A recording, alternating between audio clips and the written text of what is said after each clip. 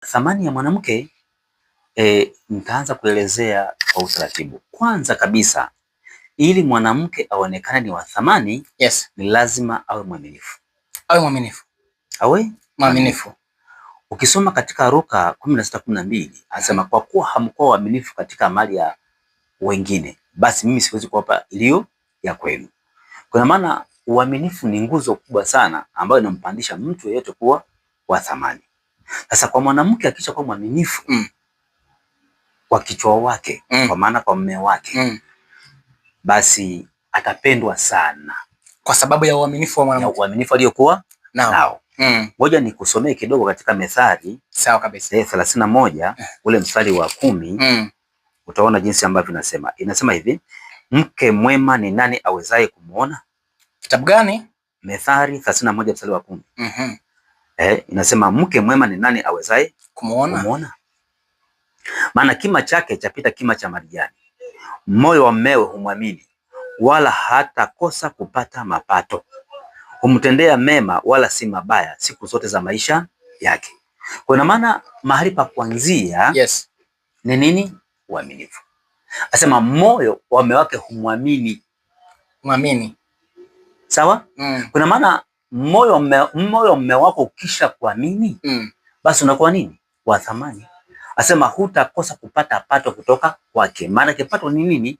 Ni jinsi anavyokutunza kwa kila kitu.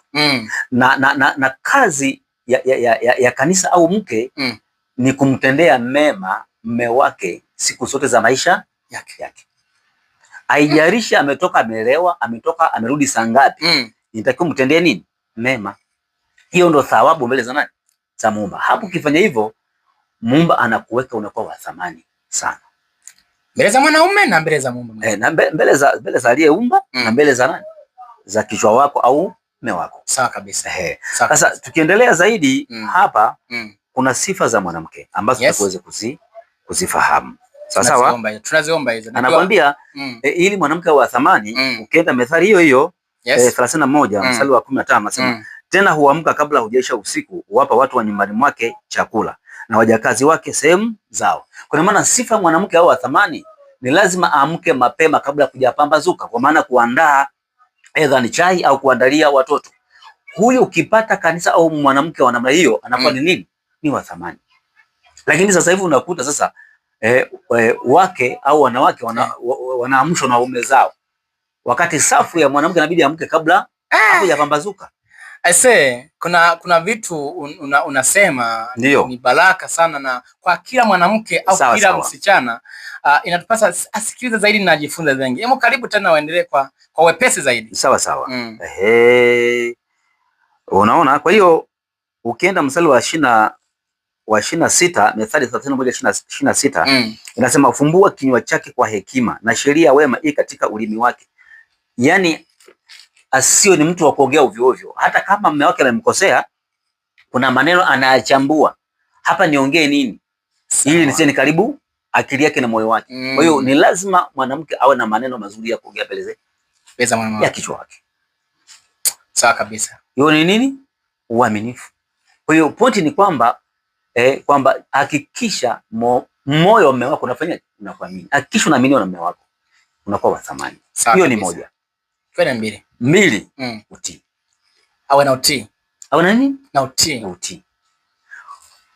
Ukisoma katika Isaya 1:19 inasema kwamba mkitii mtakula mema ya nchi. Sasa utii ni nini? Yes. Utii ni hali ya kufanya kitu ndani ya muda husika ulivyoelekezwa na kichwa wako au mume wako. Sawa kabisa. Ukifanya nje ya muda, wewe sio nani? Sio mtii. Kwa mfano namwambia labda ni kanisa au mke wangu kwamba saa 4 nikute nini? Chai. Sawa kabisa. Sawa? Nikienda nikuta hajaandaa chai, ule muda ndo anaamka au ndo anaanza kuandaa baada ya kuniona, basi sio nini? Sio mtii. Hawezi kula mema ya nchi. Na kitu hicho mwanaume yote hapendi. Kweli. kichwa yote duniani mahali popote kwenye uumbaji wowote hakuna anayependa namna hiyo. Kwa mwanamume anapenda mwanamke wake awe ni mtu ambaye anamsikiliza na anatii. Awe natii maelekezo ya nani? Ya kichwa wake. Sawa kabisa. Hata kama uko ofisini ukiwa ni mtii, lazima mambo yawe nini? Yawe vizuri. Kwa hiyo utii ni nguzo kubwa sana kwa mwanamke yeyote au kanisa yeyote, inasababisha awe wa thamani. Mtumishi, ukiendelea zaidi hapo kwa habari ya mwanamke, ukisoma katika ni Petro Petro wa pili, Petro wa kwanza mstari wa ngapi? Wa 3. Sawa? Petro wa kwanza mstari wa 3. No, Petro wa kwanza 3 mstari wa ngapi? Wa kwanza. Sawa kabisa. Nasema kadhalika ninyi wake watiini waume zenu, kusudi ikiwemo wako wasioliamini neno, wavutwa katika mwenendo wa wake zao pasipo lile neno. Umeelewa? Kwa maana mwanaume anaweza kabadilika kutokana na mwenendo ulio nao. Unakuta kuna baadhi ya wanawake au makanisa waishaokoka, sawa, wana ukombozi wa moyo, wanaenda ibadani, ila wameolewa na wanaume ambao hawajaolewa. Sasa yeye anamvuta kule, hawajaokoka. Yes. Kwa hiyo maana mwanaume anaweza akabadilika kutokana na mwenendo wa nani? Wa mke wake, na akamfuata. Sasa wengi wakishakosana, labda kwenye nyumba wamevurugana, wengi wanakimbilia kwenye maombi wapi? Kanisani. Kumbe inabidi ufanye vizuri huku nyumbani, wanza na nyumbani. Sasa unapokuwa unaondoka kule, unaenda kwenye maombi, hujatengeneza huku, tayari anaweza kupata nafasi. Akimpata mwingine mwenye utii, umeshafutika tayari. Kweli kabisa. Umeelewa? Kwa hiyo tunawashauri sana wanawake wote ambao wameolewa na wanaume ambao hawajaokoka au hawajakombolewa, hawajapata nini? Ukombozi. Sawa? Yani kwa tabia zako wewe inaweza kusababisha mwanaume huyo akampenda aliyeumba, ama sifanyaje? Asimpende. Na ili ampende ni kwa na vigezo hivi. Awe mtii. Kuna jambo la 3 la kuendelea labda? Lipo? Yes, tuendelee. Unyenyekevu. Unyenyekevu. Unyenyekevu ni nini? Unyenyekevu ni hali ya kuwa na adabu. Ya kuwa na nini? Na adabu. Na adabu. Mwanamke awe na adabu mbele ya mwanamume wake. Yani unyenyekevu ni kwamba kwamba mume wako ukichoka unapokuwa naongea, ana hasira, wewe usipande, shuka. Ni nini? Unyenyekevu. Ukisoma katika Isaya 61 mstari wa kwanza, asema wanyenyekevu huhubiriwa habari njema. Ukiwa mnyenyekevu utaambiwa habari njema. Sawa, utaambiwa kwamba kwenye akaunti kuna bilioni kadhaa. Yes. Tuna viwanja kadhaa, na nyumba kadhaa. Ila usipokuwa mwaminifu, usipokuwa mnyenyekevu, hautaambiwa hivyo vitu. Utavisikia kwa majirani tu. Kwa hiyo unyenyekevu ni jambo la muhimu sana. Linakupandisha uwe wa thamani. Yaani mwanaume yote, kichwa yoyote kwenye uumbaji, awe mzungu, awe mchina, au muhindi, au mwafrika, anapenda nini? Unyenyekevu. Unyenyekevu. Mwanamke wake awe mnyenyekevu kwa kila kitu. Usipende sana kupiga nini? Kelele. Ukisoma katika ni Methali 9 mstari wa ngapi? Wa 13. Anasema mwanamke mpumbavu hupiga kelele. Kuna wengine wanawake unakuta hata akikosa tu hata matumizi unakuta ni anashawaka, ashakuwa unamshauri nini? Kwa sababu sasa akiwa na waka anakuwa na shut down button ya nani? Ya upendo kwa nani? Kwa mwanaume. Anasema mwanamke mpumbavu hupiga kelele. Upumbavu maana yake nini? Ni mtu asiyefundishika. Mtu asiyeelewa. Ukiendelea katika Mithali hiyo hiyo 25 mstari wa 24, inasema ni afadhali kukaa juu ya dari kuliko kukaa kwenye nyumba pana yenye sofa na vitu vizuri na mwanamke nini? Mgomvi. Hebu fikiri. Nasema ni heri mwanaume akae kwenye nini? Juu ya dari. Dari kuna nini? Kule kuna joto, hakuna hewa, kuliko kuwa na mwanamke nini? Mgomvi. Nimesemwa hivyo. Kwa hiyo maana mwanaume yote hapendaji mwanamke nini? Mgomvi. Kwa hiyo unyenyekevu unahitajika. Unapokuwa umekosewa, wewe baki na jambo tu moja, mume wangu au kichwa wangu nisamee. Baki na toba tu. Najua wengi watatafuta ili wajue zaidi. Kuna jambo la 4 labda lipo, upole. Yes. Nini? Upole. Upole manake ni utaratibu fulani. Ni nini? Utaratibu fulani. Ambao ukisoma katika Timotheo. Yes. No, Petro wa kwanza. Petro wa kwanza 3 ule mstari wa 4. Nasema hivi. Bali kuwa na utu wa moyoni. Sawa? Usionekane katika mapambo yasiyoharibika. Yaani moyo wa upole na utulivu iliyo thamani mbele za nani?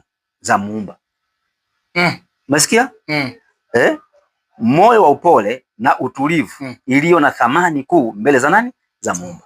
Kuna maana upole manake nini? Utulivu. Pole ni sawa, utulivu fulani yani. Sio kuongea kwa ukali. Mwanamume wako akikuuliza jambo unakuwa ni mtulivu fulani. Unakuwa ni mtulivu. Usishauti, usiongee kwa ukali. Kuna kitu unakuta anakitengeneza kwa mwanamume wake. Huyo lazima apendwe. Ukiwa utapendwa. Utapendwa. Utakuwa wa thamani sana. Jambo jingine, heshima. Heshima. Heshima ni utaratibu. Heshima ni nini? Utaratibu. Ni utaratibu. Ngoja nikwambie kitu mfano. Maana kuna wengi wanajiuliza iko hivi. Kabla ushawahi kuona jambo moja, kisha kosa, yani mwanaume yote kichwa yote anapenda heshima. Sawa kabisa. Anapenda kufanyaje? Kuheshimika. Unapokuwa umemwondolea heshima, muda huo ana shut down ule moyo wa nini? Wa upendo. Huwezi kuhudumiwa tena. Akifika nyumbani amheshimu kama mume wake. Heshima ni utaratibu. Kufuata utaratibu, kufuata kanuni, kufuata sheria za kichwa wako. Hivi akiwa na heshima akakosa upole, kuna tofauti tena hapo itakuwepo? Lazima kuwa na shida. Kwa hiyo mwanamke ili awe na thamani, abebe vitu vyote. Awe mwaminifu. Awe na utii. Sawa kabisa. Awe mnyenyekevu. Awe mpole, awe na nini? Na heshima. Awe na nini? Na heshima. Na heshima. Akivibeba vyote kwa pamoja atakuwa mwanamke bora. Atakuwa bora zaidi, atakuwa wa thamani sana. Ukisoma katika Timotheo wa kwanza 2 mstari wa 9 inasema hivi. Vivyo hivyo wanawake na wajipambe kwa mavazi ya kujistiri pamoja na adabu nzuri. Pamoja na adabu nini? Nzuri.